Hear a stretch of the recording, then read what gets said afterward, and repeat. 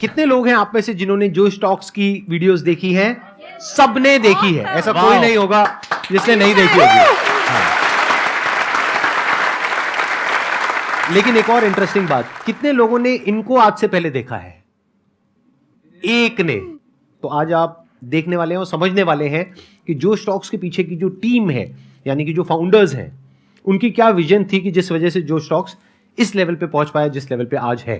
First of all, जब 2014 में हम जो स्टॉक शुरू कर रहे थे, आपका the biggest motivational seminar ever was the most inspiring thing on the internet. And कई बारी हमने उसको शायद 5-6 बारी देख रखा है तब भी, और उसी की वजह से कहीं ना कहीं जो स्टॉक्स हमने स्टार्ट किया था। अरे वाह, क्या बात है।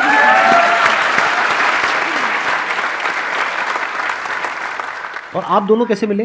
तो एक्चुअली हम लोग एक बर्थडे पार्टी पे मिले थे और वहां पे आपका डिस्कशन ये हो रहा था कि हम जो स्टॉक शुरू करेंगे। देखो एग्जैक्टली देखो कितने कोई अजीब हो सकते हैं कि बर्थडे पार्टी पे भी दो लोग मिल रहे हैं और यही डिस्कस कर रहे हैं कि हम लोग आई थिंक 20 साल के थे। तो ये क्वेश्चन सबके दिमाग में आता है राइट, कि करियर में आगे क्या करें, प्लेसमेंट्स के लिए बैठे या ना बैठे, खुद का बिजनेस शुरू करें या ना करें।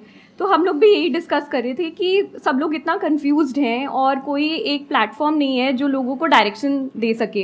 एंड आई थिंक वो 1.5-2 घंटे बस हम एक दूसरे से ही बात करते रहे। उसके बाद काफ़ी सारी कॉन्वर्सेशंस वाइट बोर्ड सेशंस में बदल गई और फिर हमने एक अजीब सा लोगो बनाया पहला हमारा, जो एक्चुअली फ्लेम्स होती थी।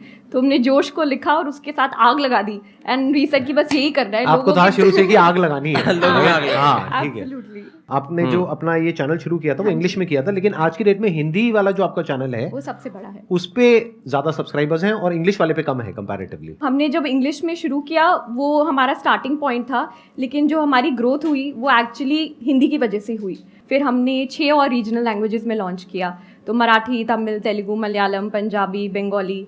तो आज की डेट में जो स्टॉक्स 10 लैंग्वेजेस में है।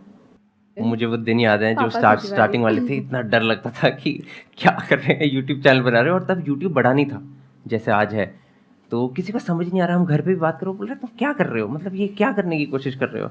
और जब स्पीकर्स को इनवाइट करना था तो बहुत ही फनी, तो हमारे फर्स्ट स्पीकर जिनको मैंने कोशिश की थी इन्वाइट करने की वो थे पापा सीजे, जो एक बहुत ही बड़े कॉमेडियन, स्टैंड अप कॉमेडियन है। तो सुप्रिया और मैं क्या करते थे, उनके सारे शोज देख के ना कहाँ पे शोज हो रहे हैं वहां चले जाते थे। अब टिकट लेने के पैसे तो थे नहीं, तो हम क्या करते थे, शो के बाहर वेट करते थे। तो हम 4-5 शोज गए। जो 5वें शो गए ना, वो हो रहा था साइबर हब में, और बाय चांस उस दिन उनका असिस्टेंट नहीं आया था। तो शो के बाद उनको अपना 1-2 बैग खुद उठा के लेके जाने पड़ रहे थे, और सुप्रिया में भाग के गए। हमने एक बैग पकड़ लिया और हमने बोला हम आपको गाड़ी तक ड्रॉप कर देते हैं, हम फैंस हैं। और वो 4 मिनट की वॉक में from the auditorium till dropping him to his car, we convinced him कि आप जो स्टॉक्स में आके टॉप। क्या बात है।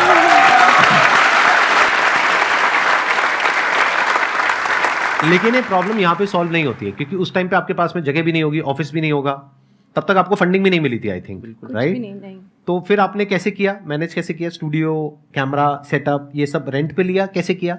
एक्चुअली मैं पहले इंडियन टीम के लिए साइकिलिंग करता था, तो मेरे पास एक साइकिल था जो प्रोफेशनल बाइक था, वो मैंने बेचा था। और सुप्रिया कुछ ट्यूशन लेती थी और क्लासेस लेती थी, तो उसने थोड़े बहुत पैसे बचाए हुए थे, तो हमने उसको जोड़ के पहला जो स्टॉक्स ऑर्गेनाइज किया। कितने टाइम तक फंडिंग आपने अपनी जेब से लगाई थी?